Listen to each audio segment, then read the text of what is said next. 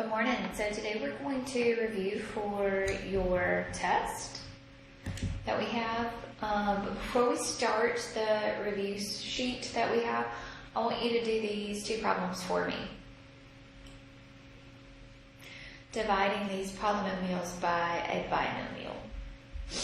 Both of those. So simplify x squared plus 11x plus a 28 divided by x plus 4, and this one is x squared minus a 1 divided by an x minus a 1.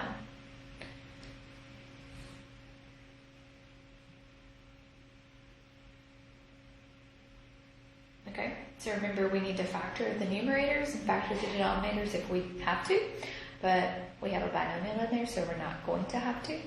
So in this numerator, is there a greatest common factor? No greatest common factor. I have 3 terms. There's nothing in front of the x squared, so I'm going to ask myself what multiplies together to give me a 28, and at the same time adds together to give me an 11. So what's that?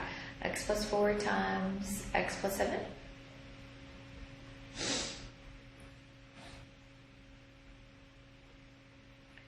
Okay, do I have a common term, a common factor in the numerator and in the denominator? So my x plus 4s are going to go away, so I'll be left with an x plus a 7. That's my answer. Okay, x squared minus a 1 divided by x minus 1. Remember, we can rewrite this as x squared minus 1 over x minus a 1. Okay, so if I wanted to factor that numerator, there is no greatest common factor. This numerator is a difference of 2 squares. Right? Okay, so that means that that's going to factor to x minus 1 times x plus a 1. Okay, so remember x squared is x times x, and 1 is a perfect square, 1 times 1. I have a common term in the numerator and in the denominator, so my answer here is just going to be an x plus a 1. Okay. Alright, so let's look at the study guide and just review just a teeny bit. Remember when you classify polynomials?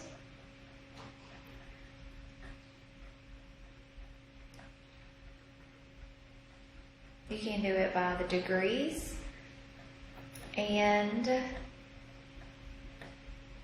the terms. Whoops, degrees is, and how many terms? Okay, so degree is, remember, the exponent. So degree means the largest exponent that you have. Okay, so if there's no variable, then it is a constant. If it's a 1, then it would be a linear. So an example of that would be 2x plus a 3. A constant would just be a 3. A 2, so x squared plus a 4x minus a 3. So a degree 2 right here means that this would be a quadratic. A 3 would mean that you've got an exponent of a 3, your largest one, so it would be a cubic. And then a 4th, something like that. So 4, your degree there would be a 4, so that would be a quartic. So we can classify polynomials by the degrees, and we can also classify it by how many terms you have. So if you have 1 term, that means that maybe it's something like this, 2x, then that's a monomial. 2 terms, so 2x squared plus a 3, something like that. That is called a binomial. Now this is by terms here, not the exponent, the degree. That would be a quadratic. 3 terms means that this is a trinomial.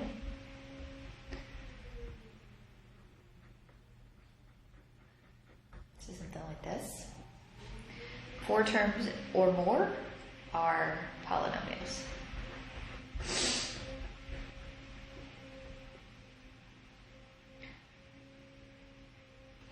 So, remember polynomials in order, alphabetically.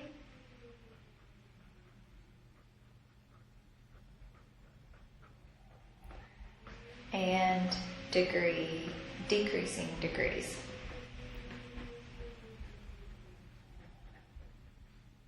Or let's say decreasing exponents. That's what a lot of y'all messed up on your quiz. Putting that in order, I didn't count off on your quiz, but putting it in alphabetical order, and then also with decreasing exponents. Okay? So whenever we're simplifying polynomials, remember there was a plus or minus sign on the outside. So like number 7, we have a 2x squared plus a 3x plus a 2 minus a x squared minus a 4x minus a 1 here. This is a minus sign in between there. So all that's going to do is change the signs after that parenthesis. So it's going to be a minus x squared, a plus a 4x, and a plus a 1. And we're going to combine like terms here. So I've got a 2x squared and a 1x squared. That's a negative 1x squared. So 2 minus 1 is going to be a 1x squared. I have a 3x plus a 4x, which is a 7x.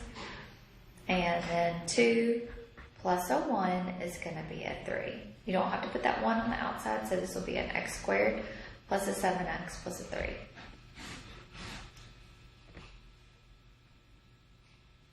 Okay, what about like number 10?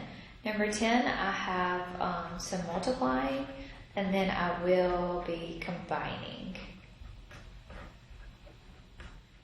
After I multiply, then I will have to combine the like terms.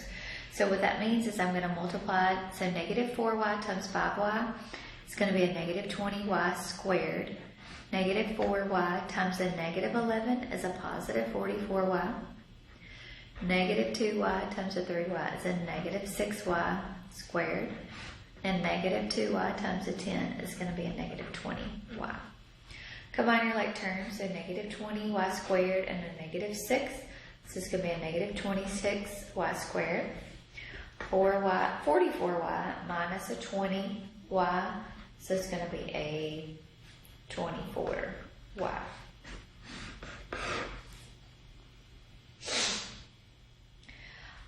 Remember when you're multiplying polynomials, everything in the first one gets multiplied by everything in the second one. So when I multiply this one's 5y minus 1 squared. That means what? 5y minus 1 times 5y minus a 1. So we multiply, so 5y times 5y is a 25y squared. 5y times a negative 1 is a negative 5y. Negative 1 times 5 is a negative 5y. Negative 1 times a negative 1 is a positive 1. Combine your like terms here, so remember keep it in descending, so largest comes first. Negative 5y minus a 5y is a negative 10y, and then plus your 1 there.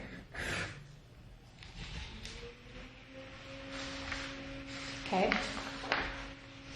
All right, what about number 15? That is dividing a polynomial by a monomial. So it's different than what we were doing earlier today.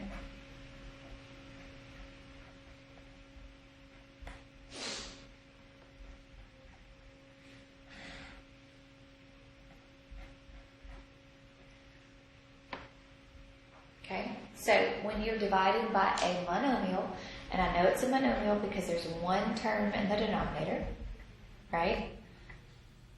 There's no plus sign or minus sign. So when it's one term in the denominator, we're going to put each part of the numerator over that denominator.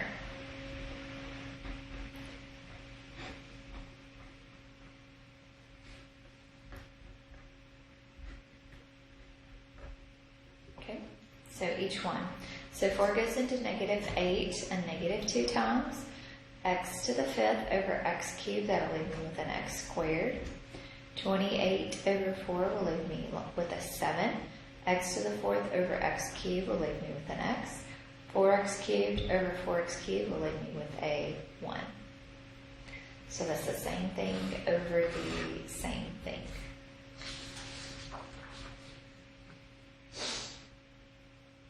Okay. Number 17, the area of a figure here is just going to be your length times your width.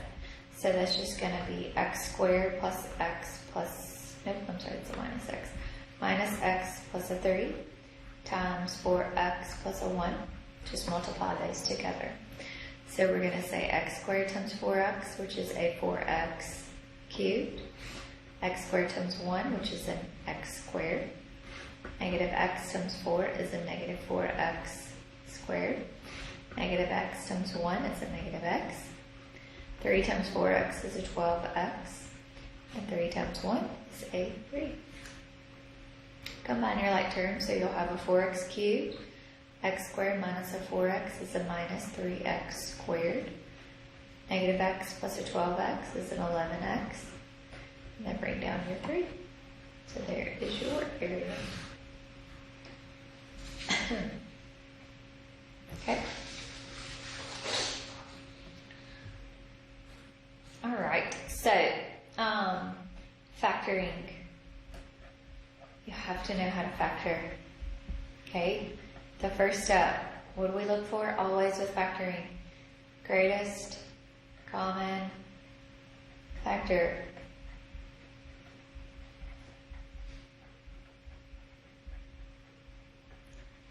Remember, it's called greatest for a reason. It's the largest number that they have in common, and then it's also the variable that they have in common. Okay, smallest exponent there. The second thing is you look for how many terms.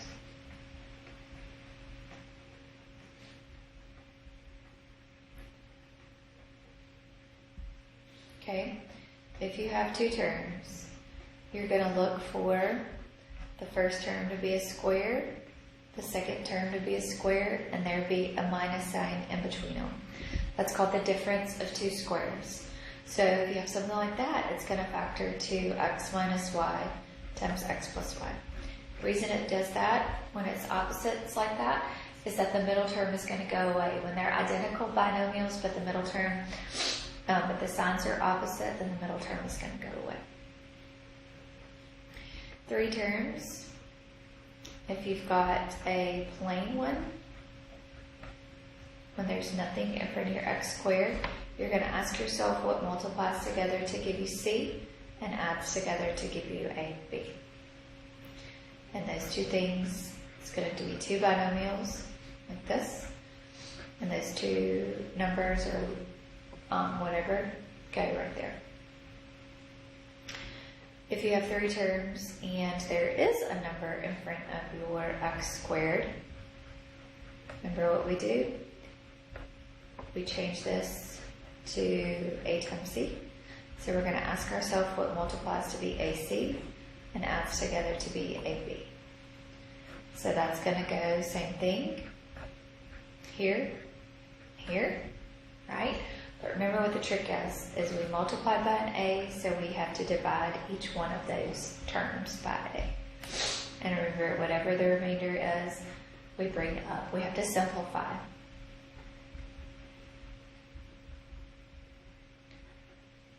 Okay? And then if you have 4 terms, you are going to group. Okay? I feel like I've gotten pretty good at factoring.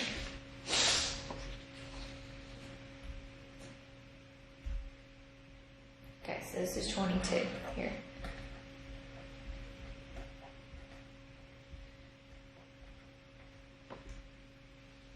So n cubed minus a 5n squared minus a 50n.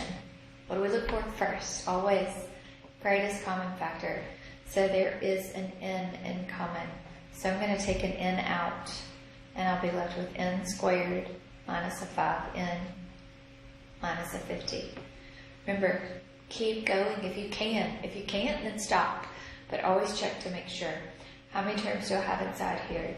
So I'm going to ask myself what multiplies together to give me a negative 50 and adds together to give me a negative 5. So it's a negative 10 times 5, negative 10 plus a 5. So this will be n minus 10 times n plus a 5. What did we factor out in the very beginning? That n. So we have to bring that n down.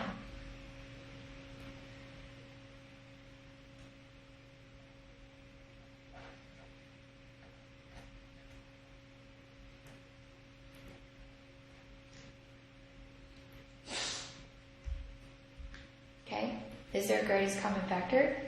There's no greatest common factor. So I'm going to take, and there's 3 terms. So and there's a number in front of that square term. So I'm going to take that and I'm going to multiply it times the last. So 14 times a 4 is a 56. So now I'm going to ask myself what multiplies together to give me a negative 56 and adds together to give me a negative 1, which is what? Negative 8 times 7. So it's going to be m minus 8 times m plus a 7. I'm not done because I multiplied by this in the beginning, so I need to divide each term by 4. 4 goes evenly into 8, so this is going to be m minus a 2. Can't do that, so it's going to bring that up. So 4m plus a 7. I didn't factor anything out in the beginning, so that would be my answer.